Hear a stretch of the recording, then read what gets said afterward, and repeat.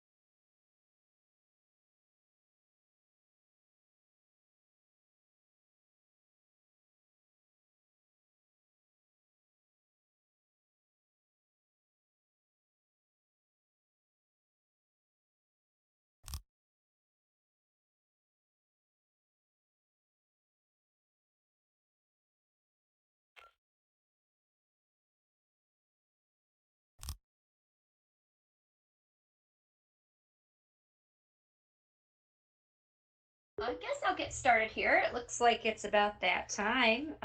Nice to see everyone here today. I'm kind of excited uh, to try this new platform and to, give Verbella a try and share all this all this wonderful wisdom when it comes to virtual environments. It's always great to talk to like-minded individuals and educators and people who are drinking from the same Kool-Aid. My name is Mary Howard. If you don't know me, I am just a sixth grade teacher and I work in Grand Island, New York. I always refer to my little island as a pork chop shaped island near Niagara Falls, New York. So if you're trying to visualize where I am, and yes, we are covered in snow up here at the moment. I work with the Virtual Environments Network and have been for several years now. In fact, a couple years ago, I was honored to receive the Virtual Pioneer of the Year award, and a lot of that I could say can be credited to my work with Spiff, Andy Wheelock, because we did a ton of work with my sixth graders in virtual environments with an open sim. So we've been working together for many years and trying to do some pretty awesome stuff. So more recently, I've been working in a virtual platform called CoSpaces. And so I'm very excited to share some of the work that my students have done in CoSpaces. And if you're not familiar with this particular platform, it is you can view this platform called CoSpaces EDU through a Chrome or a web-based browser. So it doesn't require you to download software, but the difference is it's more of a design and build space than it is a kind of explore virtual environment space. You don't really have an avatar per se. So those of us that are used to working in environments with avatars, you don't really have that. Yet it does allow you to build different worlds and do different 3D creations more than just 3D modeling and 3D design. And we're going to take a look at it in a few minutes to give you a better picture of what it does. But if anyone in the audience is interested in being in CoSpaces and you haven't been in there yet, I do work as an ambassador for CoSpaces. So they've given me these codes to give out for a free pro trial license. So this code, COSMaryHO, will allow you to get 100 seats in CoSpaces with all of the add-ons and bells and whistles that come along with the premium trial. So it's 30 days, 30-day trial, and that's just enough for you to do one project is what I have found when I used my 30-day trial. I was able to kind of like investigate, figure something out, do a project with the kids, and still had a little time to let them play around with my 30-day trial. So that code is in the slide document. If you want access to the slide document, I'm going to put it here. I don't know, in the comments. I don't know if you can access it in another way. So Going on to the platform itself, this is just a picture of what the platform looks like. We're going to dive a little bit more deeply in a few moments, but it does have this library of built-in assets. So, there are trees, there are buildings, there are animals, there are, circles and shapes and squares, and all sorts of different components. So, the kids can very quickly build a world or, design an item. What you can't really do with CoSpaces is export the items, but you can view them in virtual reality. And you can also view them in augmented reality, which is pretty neat. In order to access CoSpaces, basically you can use a PC, a Chromebook, tablet, or mobile device to design and build, and you can explore in CoSpaces through a multitude of modalities, including a VR mode where you can use a headset to explore something that you've created. So the students always really enjoy looking at their builds that way. So when you're in CoSpaces, the things that I like about it really are just kind of that ease of building. So you can create, it's drag and drop. And what you can also do is you can do a little bit of coding when you're in CoSpaces. And I'm going to share a project in a few minutes where the students went in and they designed this world, and they added code to their world. So if you're interested in getting the kids coding, interested in integrating some STEAM in your classroom, I know, aren't the penguins cute? You can, code movement in the items, as well as a lot of the animations and things are built into the items already without any code needed. And of course, the kids figure that out really, really quickly. Very often when they put a character in, the character has probably about 6 or 7 different built-in animations, and the kids are always making them dance and everything else because that's what 6th graders like to do. And one thing that's very great about it is, there really is a high ceiling in terms of creativity. You can record your own audio. I've gotten kids in there doing voiceovers or uploading their own audio that they found on the internet. You can insert videos. I do a lot of work with animated GIFs. The kids love putting them in there to add a little spice or life to something. You can build and design in 360 photos. This is something that I've been looking for years, is the ability to upload a 360 photo and then add hot points or features or comments or text on the 360 photo and then view that through a VR viewer. So I love the fact that you could work with 360 photos in CoSpaces. I think that's a really great feature. And as a science teacher, I teach science and I teach ELA as well.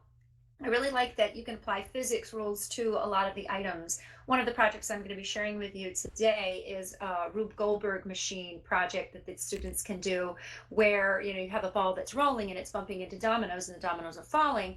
And in CoSpaces, you can apply those rules so that they animate or they act in a more realistic way, as opposed to things floating around and not obeying the laws of gravity. There are animations, coding, and of course, another feature that we really like is the fact that you can import 3D models. So whether the students are designing their own 3D model or you're grabbing something out of Google Sketch or somewhere else, you can import 3D models into the worlds and areas that you're building. So it's another feature that we really liked. The students don't always want to use what's built into the CoSpaces library, and if they want to find a robot made out of boxes or a dragon or something like that, they like the fact that they can pull it out of pull a 3D model out of another source and put it into their worlds. And what I like as an educator is the fact that I can build classes in CoSpaces. So when my students need to log into CoSpaces, I can give them a 5-digit code. They use their Google single sign-in, and right away they're in my classes. When I have an assignment for my students, I can push that assignment out to the classes with a description of what I'm expecting them to create or do and which way I'm expecting them to create or do it. And then they have all of the details. And Edith, to answer your question, absolutely. I'm going to share about 10 different MergeCube projects that I've done with the kids. I use MergeCube constantly, and it is pretty much my favorite and their favorite thing to do. I present a lot on just the MergeCube, so I was actually kind of trying to turn a little bit left today and talk about more of a world building, and yet I can't escape my MergeCubes because I do so much with them. Okay, So let's see. It looks like my video isn't going to show, but what I did include in here for you to take a look at later or take a look at now is some QR codes to different sample spaces.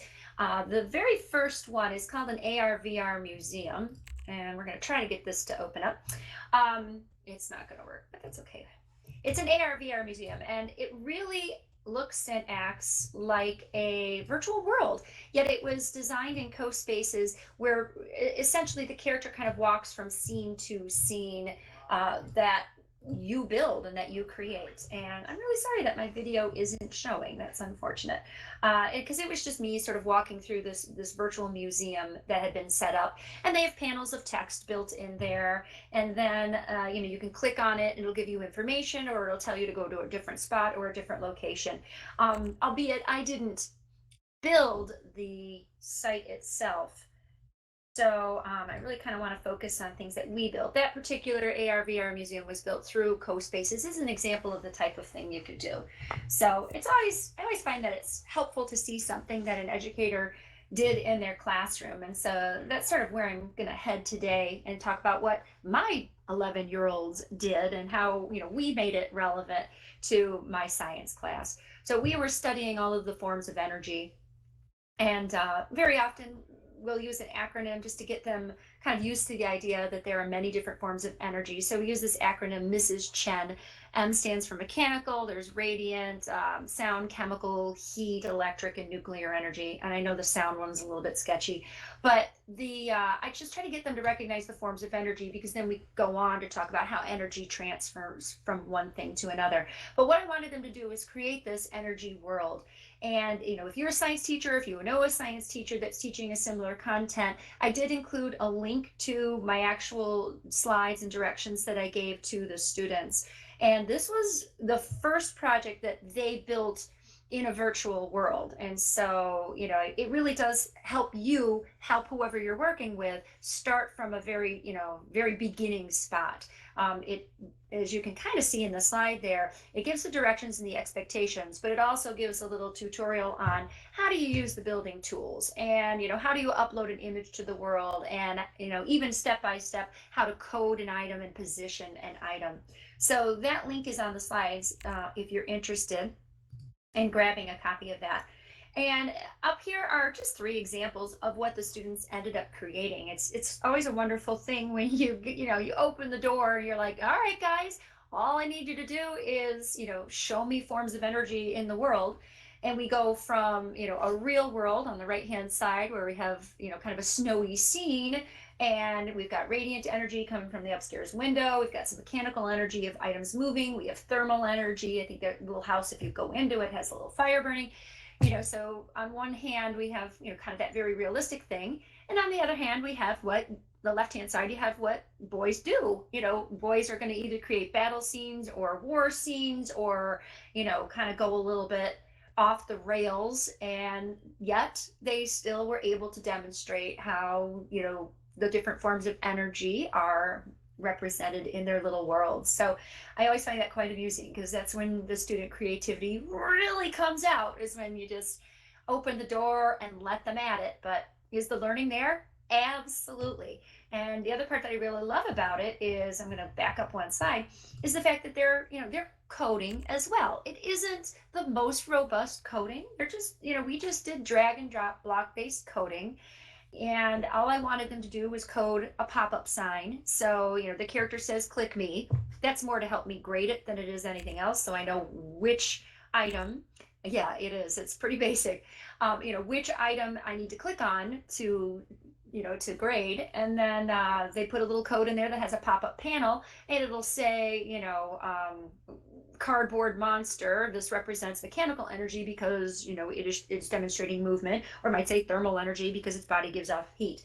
Nonetheless, it helps me when I'm going through 70 of these worlds that the kids created, so that I can grade and assess to make sure that they really got it, that they understood the different forms of energy and how they manifest in their world. So really super rewarding when you're working with kids with projects like this. So needless to say, you got to do more, because then once they do it, they're clamoring for more. So going back to the question that was asked earlier, Merge Cube, Yep, absolutely. I worked with CoSpaces and the Merge Cube. So if you don't know what the Merge Cube is, the image on the page is just an image from one side of a Merge Cube.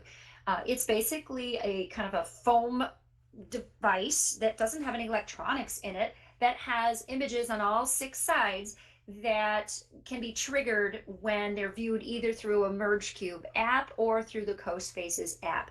So I really just call it an augmented reality trigger. Like a QR code on steroids, essentially. And when Merge first was released, it was designed to be, thank you for the link. It was designed to be a kid's toy. They just wanted it to kind of be, a kid's toy with some games on it that were in augmented reality. And they built it as the hologram that you could hold in your hand. And I was kind of excited by that concept, like, hey, that's cool, hologram you can hold in your hand. So I went out and bought one for $16. And subsequently, about a month and a half later, Walmart started clearing them out for $1 a piece. I think Merge was thinking they were going to go belly up. And then educators were like, wait, what? So they ran to all the Walmart stores and they bought these Merge cubes for $1 a piece and started loading up their classrooms. And that's when I think Merge's business model started to shift, and they realized that there's definitely a market for these in the classroom. And they certainly have risen to the occasion, because Merge now has a complete AR VR platform built into the Merge Explorer app. And they have, yep, and they're now about $30 a piece. And the Merge AR VR platform sells, I think, for $100 a year. But the curriculum that they built into it is quite remarkable. If you're an earth science teacher, it's really predominantly science based. There's a virtual frog dissection built into their platform. They have an object viewer built into their platform where you can pull in 3D models and view them through the Merge Cube. So it looks like you're holding whatever you designed in your hand. If you're at all interested, yeah, there you go, Day. They have, layers of the earth built in there. They show erosion, and they've designed just a plethora of augmented reality designs in this Merge Explorer app. It's pretty awesome for the science teacher. Yep, since it started as a toy. So what happened then was Merge started talking to CoSpaces, and CoSpaces agreed to put a Merge Cube feature or a Merge Cube build option within their platform, so that you can go in CoSpaces and you can design or create a something for the Merge Cube. And what I loved about it is, you consider, that SAMR model, and you consider redefining, what instruction looks like, and that creativity component.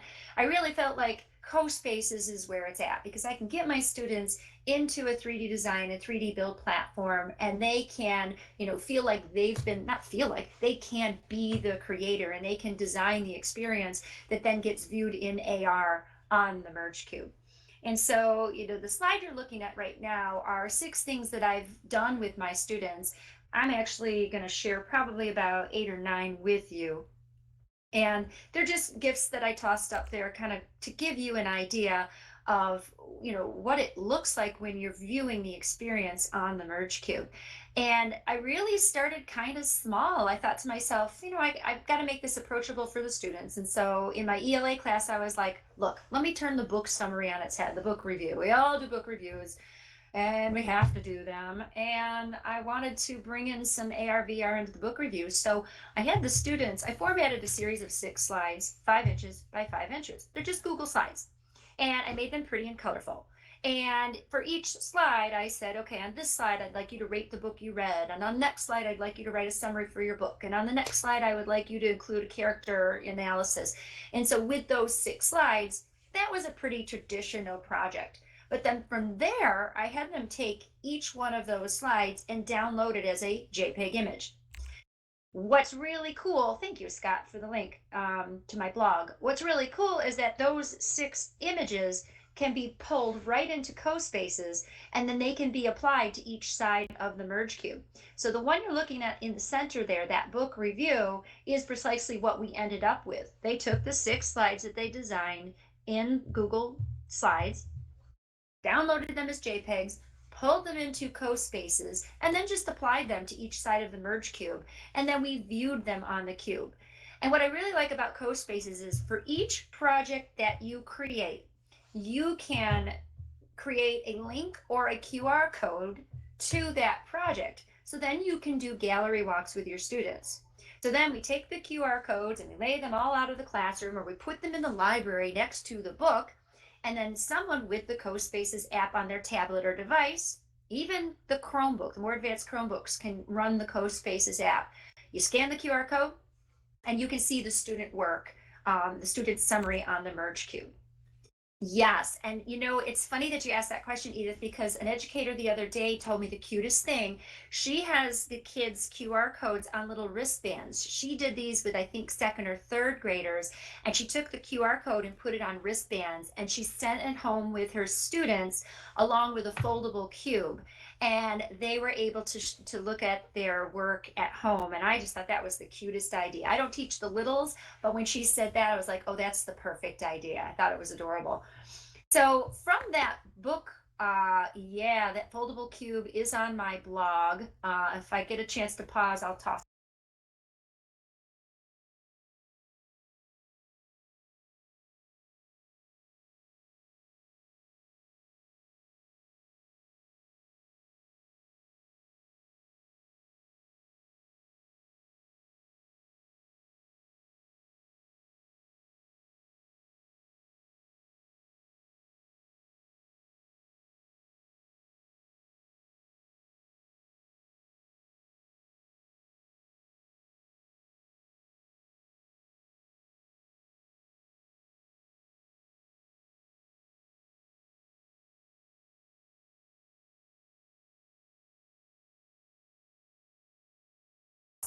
they then entered into a Google form, and it unlocked the Google form, telling them they had unlocked that station.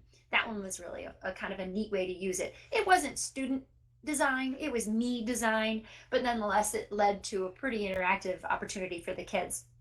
On the lower right hand corner, we've got the BioCube. My former role was as a social studies teacher, and I thought social studies teachers would love the opportunity to bring a little AR VR into their classrooms by creating a BioCube studying an important historical person. So the BioCube was then born. And thank you, Scott. And then we were studying states of matter, and you can see that molecule there. Those are actually animated GIFs that the students created. I wanted them, as I mentioned before, the CoSpaces can support GIFs. So I wanted my students to design GIFs to represent the movement of molecules in the states of matter. So they created those GIFs on Google, a set of Google Slides, and then uploaded them to the CoSpaces, assigned them to each side of the cube, and we had our Mala Cube project. And I know I'm blasting through all of these projects very, very quickly, but I assure you that later on, I've got links to every one of these projects. My YouTube channel has actual tutorials that will take you step by step through these projects. So I definitely encourage you to check out my YouTube channel, because sharing quite openly and willingly like how to do these step by step by step. And needless to say, in 45 minutes, we can't really go through an entire project. The lower right hand corner is just a vocabulary cube. You see what I did there? Uh-huh. Vocabulary. I'm going to look in the audience to see if anybody laughs. If you go to your avatar in the upper left, there, oh, I saw a snicker. There's one laugh. Looks like someone's rolling their eyes. For audience response here, if anybody's laughing, make your avatar laugh. Vocabulary. In my world, it's really funny, but no, thanks. I had the students create these vocabulary cubes, and I really just wanted to kind of thank you, Dave, for laughing.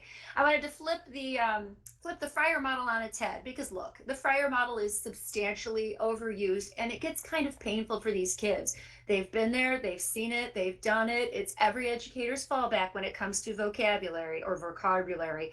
So this was just an attempt to, let's pick a vocabulary word, let's really focus on it, let's come up with synonyms for it, let's come up with antonyms, let's do examples, let's do non-examples, and let's have a sentence. And so we did that with the cube, and they picked any character they wanted, and the character was on the top of the cube using the word in a sentence. So it was just the best way I could think of to just flip that Fryer model on its head, because I was using it ad nauseum, and I couldn't imagine how painful it was for these kiddos. So that was the first project I did this year with my ELA kids, and it went super. And I can't tell you enough. My kids are 11. The learning curve with CoSpaces is extremely flat. They pick up on it right away.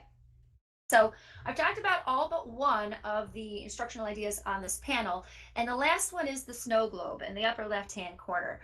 Everything you see there was pretty boxy. It was pretty slide based. And then I needed to just kind of step out of the box, ha ha ha, a little bit. And that's where the snow globe came from. So I sat down and I wanted to do a little more robust 3D design.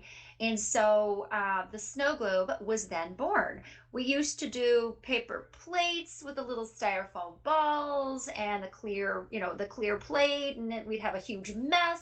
And I thought, how cool would it be for the kids to trap themselves in a snow globe that's virtual? And so that's where that snow globe was born. For me, it was an ELA project. The kids were studying figurative language, and I wanted them to write a little paragraph with many of the different forms of figurative language, hyperbole, and similes and metaphors and onomatopoeia. So they wrote in a Google slide a little paragraph about how they were feeling about being stuck in a snow globe. Then we imported that little paragraph into CoSpaces, and I'm holding a merge cube in that little GIF, and the snow globe shows up when you view it through AR. So their little paragraph shows up. They uploaded their own pictures. Okay, they uploaded their pictures, and we removed the background from their pictures, and they tossed them onto the snow globe, added a little bit of snow and etc., and voila, the snow globe was born. So this is on my YouTube channel as well. I think I'm under just Mary Howard on YouTube, and it was really a great project that they were super proud of and they loved.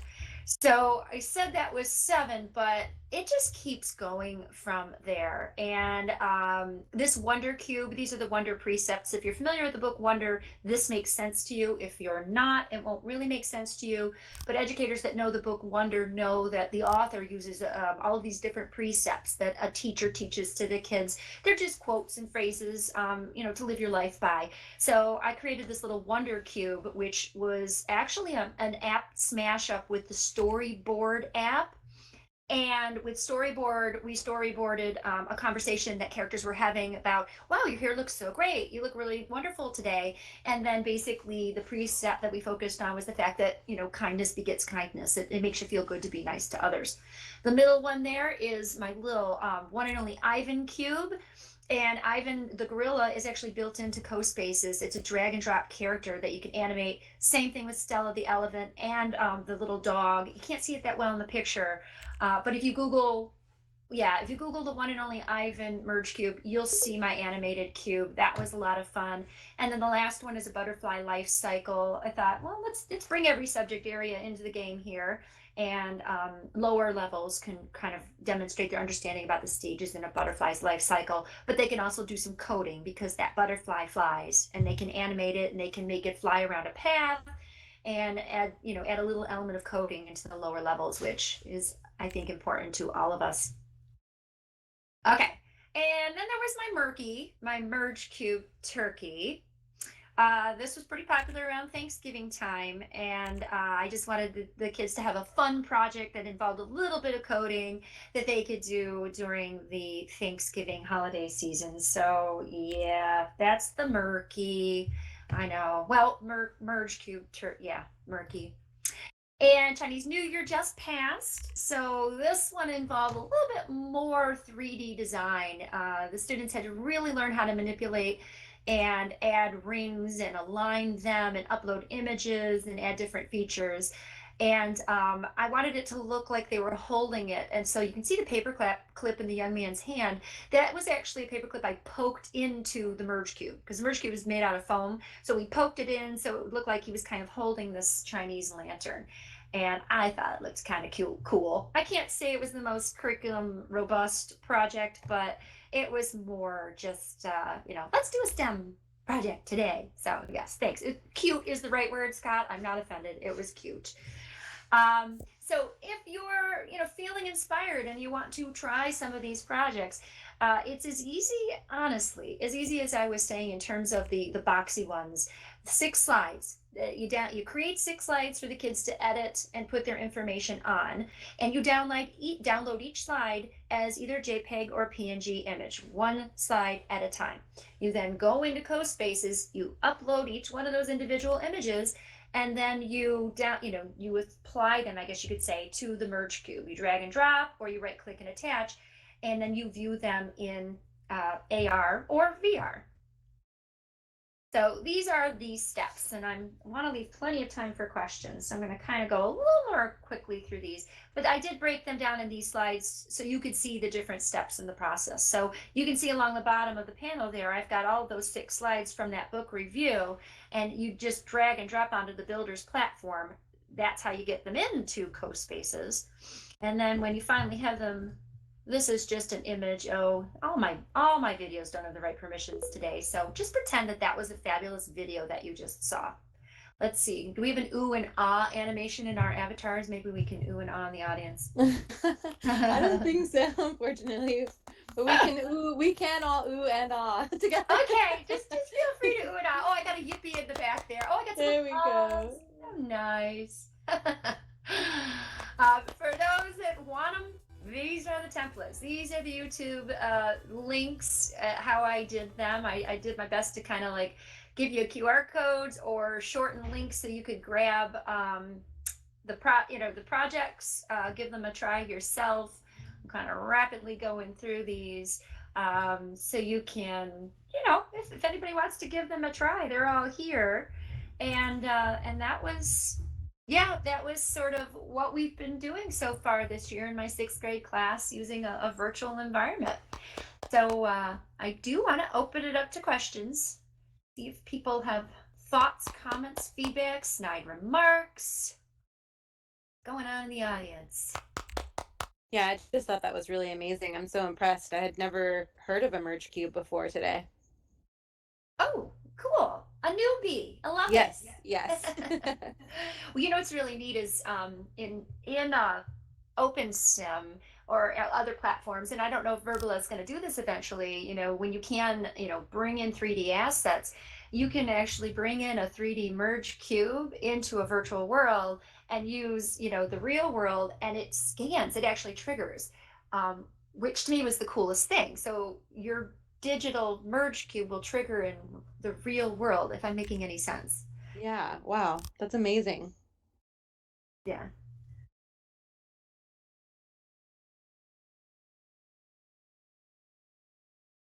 I don't know if Scott successfully uploaded. I thought I saw it pass by in the comments. Thank you. I saw it pass by in the comments. There was a link, I think, to a paper cube. If you just kind of want to play with it and get started with it. I know educators in high school are using them, and I know for sure I've had a lot of 2nd and 3rd grade teachers reach out to me, 2nd, 3rd, 4th, saying, can we do this? And then they do it, and they're just so amazed at even what, the lower level littles can do.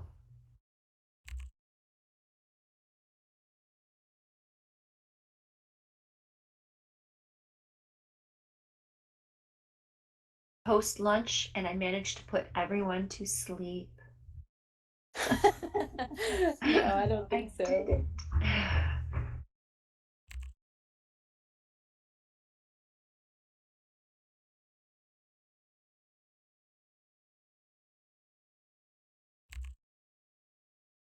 Hey, Mary. Yes. I have I'm like stunned.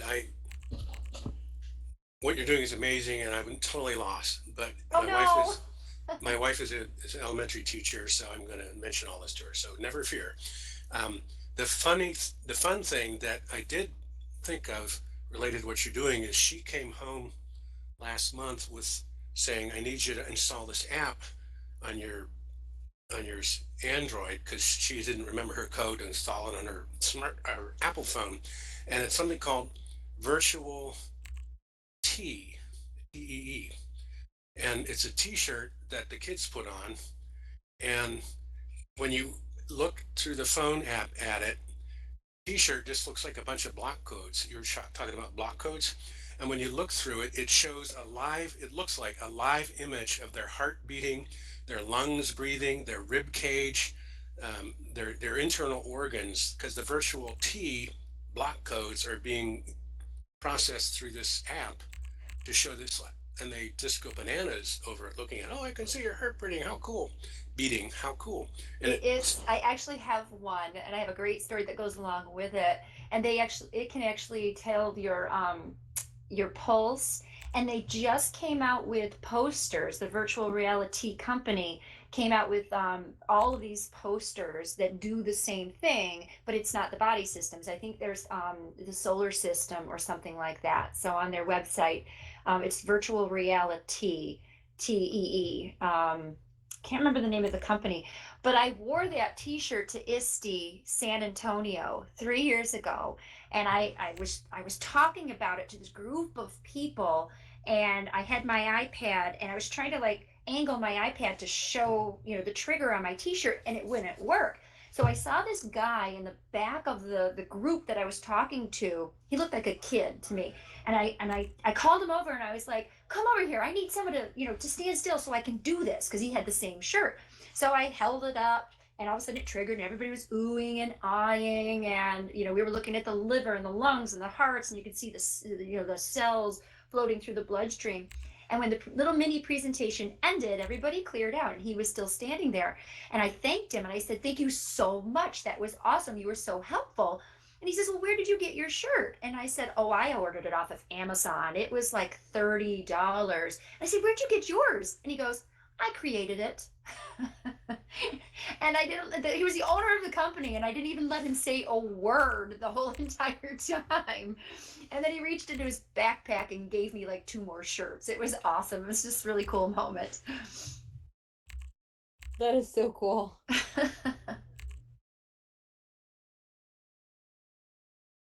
So yeah, I bet your wife would love the Merge Cube.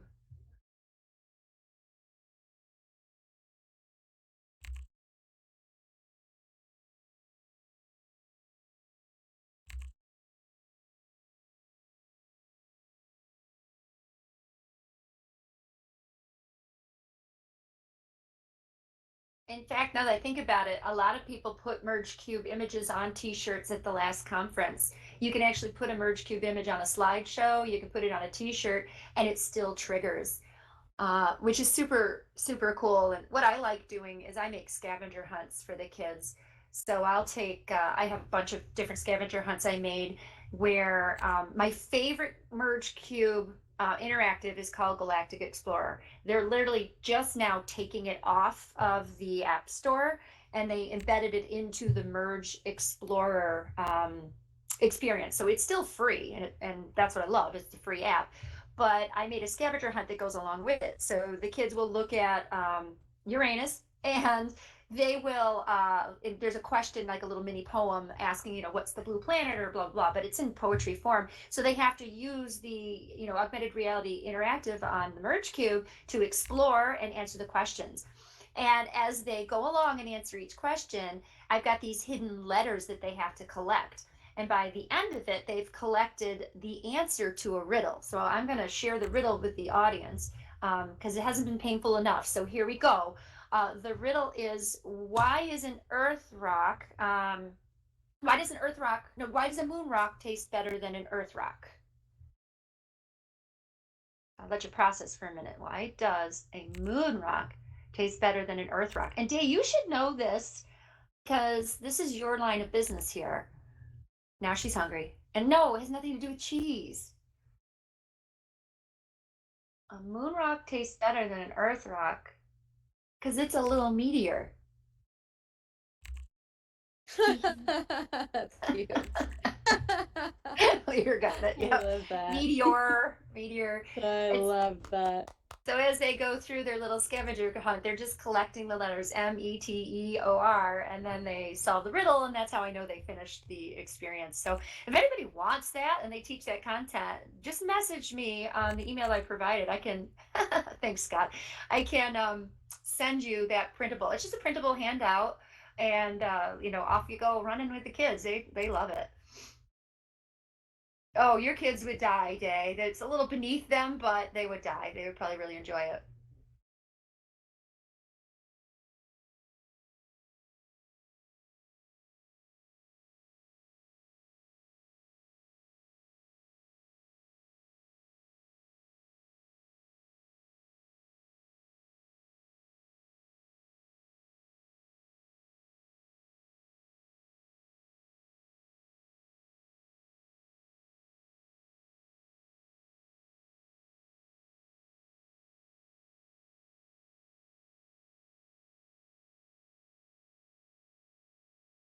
I see a hand. Do you have your hand raised, Day? Oh, come on, Mary. You know when there's a dead silence, you know I'm gonna hit my mic button. Shocking, All truly shocking. right. Shocking, I know. All right. Well, a couple of things. One, I haven't played with CoSpaces yet, but I have the link. I Googled it. I'm gonna look into it when we're done, or maybe tomorrow, whatever.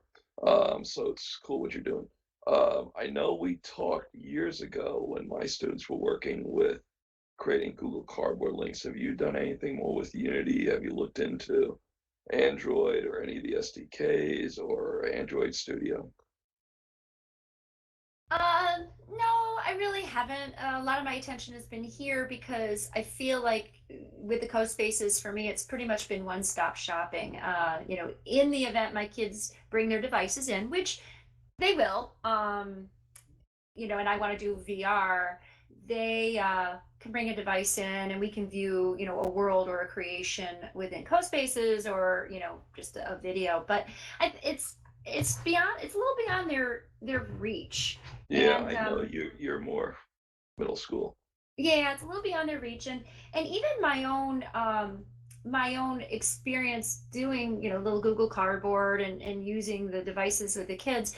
I find that middle school is so funny because okay, you do have the nausea factor, and I know that they're only ranked up to about grade 11, and so I got 10-year-olds and 11-year-olds. But there's also the I look stupid factor that's really huge in middle school. And anytime I've had I do have Merge goggles. Merge makes a beautiful VR goggle, which for the elementary teachers, if you haven't seen them, to me, they're the best ones on the market. They're these foam washable goggles that are drop resistant. They're not made out of hard plastic. They're made out of the really soft foam. And if they fall, they fall. And I have a class set of them. And we all did, Edith. We really all did look stupid all throughout junior high. But every time I break them out, they're interested for maybe 5 minutes, and I lose them because they don't want to be looked at. They don't want to mess up their hair. They don't like having their eyes covered because I keep thinking middle school. I keep noting that middle school is so much about the communication and the collaboration, and every time I use VR goggles with the kids, it isolates them from that feedback. I really think it is, Scott, because these are just my own, anecdotal observations, but it isolates them from what's most important to them, and it's that visual feedback with their peers. And I love VR, AR, XR, MR, all of it. But every time I bring it in, that is what I've been noticing. Well, have you looked into multiplayer stuff? There's just at the virtual VR and education conference, one of the ones I've been playing around with is Wander, but you need Oculus Go for those. But it is multiplayer and you can go anywhere you want on the planet. And of course, I've played around with a little bit of multiplayer with Science Space and so on. And I know there is one app that's out there for multiplayer for Google Cardboard, and I can't think of what it is. But I went into it. It's a very simple virtual world, but you can see other avatars. And that part is definitely the part that they love. When I was, yeah, Scott, that's a big thing. Well, when I was doing Open Sim with Andy, the one thing they liked the most is, A, they got an avatar, B, they could communicate, and C, they could modify their avatar to make it look like them. And those are the three biggest components. They're under impressed with, creating, not under impressed, but I think Minecraft almost like diluted some of that level of excitement because that generation was like, they know virtual building, they can do virtual building. Now I want to talk to my friends. Very much for these kiddos, it's talk to your friends. So the things that you're mentioning, I haven't experienced, and like Spiff said, or excuse me, like Scott said, I can't really afford in my classroom. Yeah. The other thing you mentioned, nausea. There was a presentation by a professor from the University of Edinburgh last week on just what the minimum specs should be for using VR in the headset, the classroom. And it pretty much is the Oculus Rift. They're saying if you go too low end, there's now something called VR sickness. It's not just nausea or vomiting, it's elevated heart rate, it's elevated blood pressure, it's cognitive impairment is what some of the Wow. researchers are finding out. And I point blank, I said, well, a lot of schools are going for Google Cardboard because they're cheap.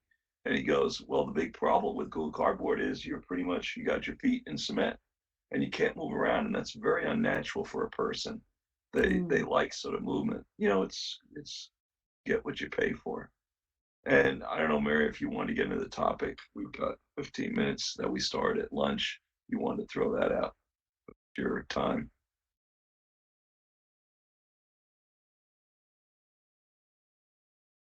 I don't know how much more I can speak to the topic, to be honest. I'm going to toss in the merge headsets and the link for anybody that might be interested in those, because they really are good. If you know someone that teaches the littles, they're pretty good, but they may just be contributing to the issue that you were just talking about, because it does have a strap and you put them on your head, but they don't move around. I don't really want them to move around for safety's sake. Yes. Yeah.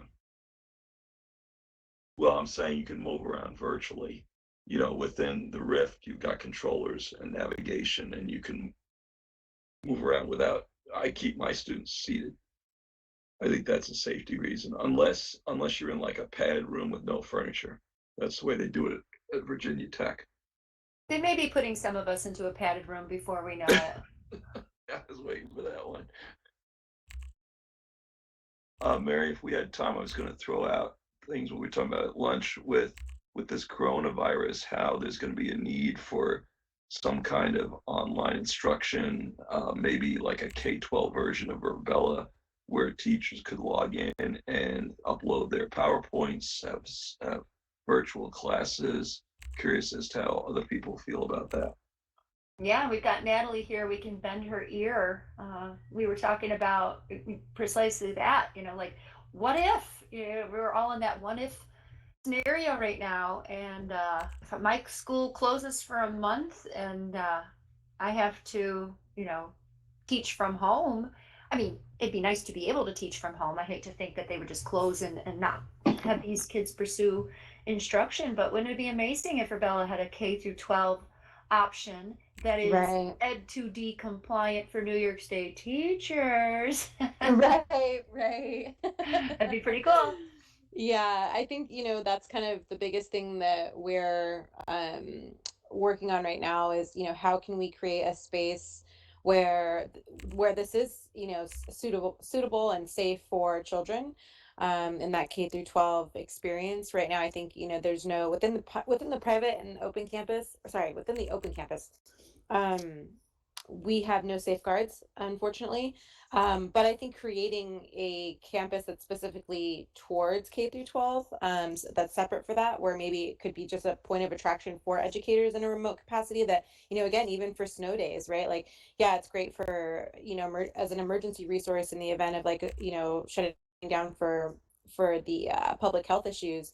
But also just in terms of like how many days are missed because of weather, or things like that. So yeah, definitely exploring those. And I think that the more that these are brought to, the more requests we get for these types of things, I think the more we are encouraged to pursue that direction.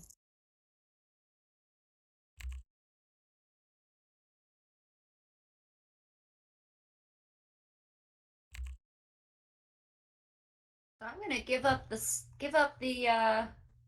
stage reluctantly. No, I'm gonna give up the stage and allow the group to set up for the next speaker. I don't know if there is a 2 p.m. speaker or not, but I think there is. So That was thank you. wonderful, Mary. Thank you. Thank you very much.